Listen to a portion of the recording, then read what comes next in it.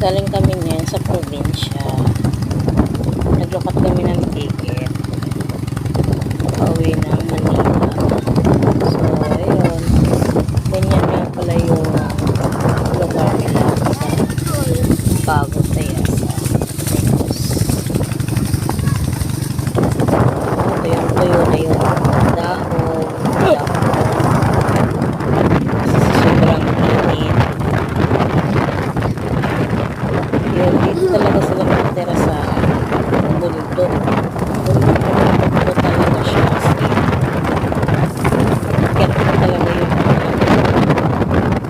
lugar. Merong nakatira dyan sa pinakatapak ng bundok.